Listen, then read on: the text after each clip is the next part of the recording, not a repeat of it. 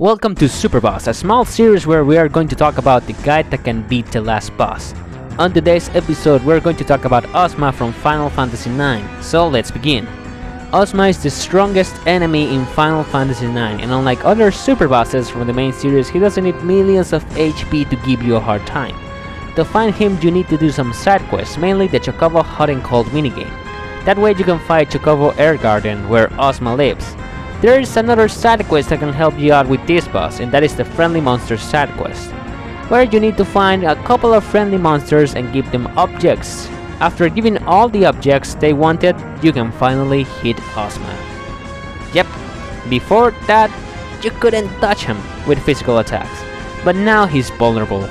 The setup is not that hard, you just need equipment that can nullify shadow attacks and to have learned some important abilities like Clear-Headed, Loudmouth, and Handybody. Also, some of the auto abilities can be a lot of help, especially Auto Reflect and Auto Regen. Also, Quina the Blue Mage needs to learn Magic Hammer. This ability will help a lot. The good thing about this type of boss is that you don't need to grind a lot.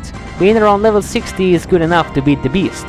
And remember to have one of your party in level 60 exactly.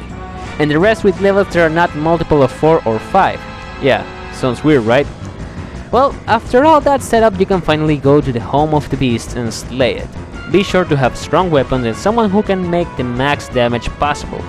The worst attack of Ozma are Cursed and Meteor.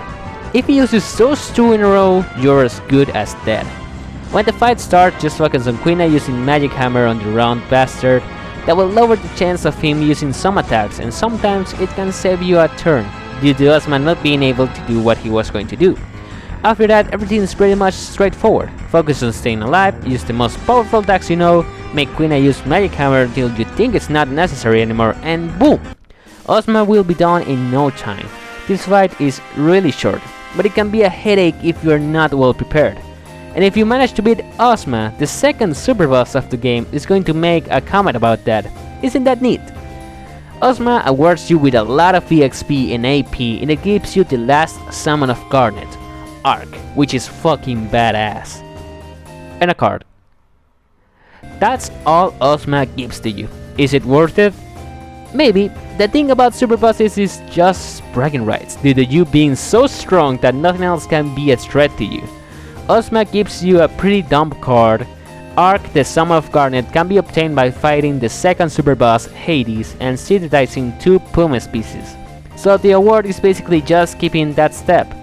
The challenge of you beating Ozma is fun, the award not that much. And with that, I will end it here. I hope you enjoyed this episode, and next time we will talk about Ruby Weapon, that in my opinion is the hardest super boss of Final Fantasy VII. Thank you for watching, and I hope to see you next time. This is Jesus FM, and I'm out.